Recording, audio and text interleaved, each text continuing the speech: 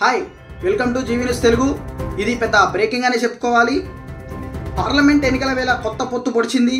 బీఆర్ఎస్తో కలిసి వెళ్లాలని బీఎస్పీ రాష్ట్ర నాయకత్వం నిర్ణయించినట్టు తెలుస్తుంది. ఎంపీ ఎన్నికలలో తాము బీఆర్ఎస్తో కలిసి చేస్తామని ఆ పార్టీ ప్రకటించింది. త్వరలో విధి విధానాలను ఖరారు కానున్నట్లు ఇప్పటికే దీనిపై బీఆర్ఎస్ అధినేత కేసీఆర్, బీఎస్పీ రాష్ట్ర అధ్యక్షుడు ఆర్ఎస్ ప్రవీణ్ కుమార్ చర్చలు జరిపారు.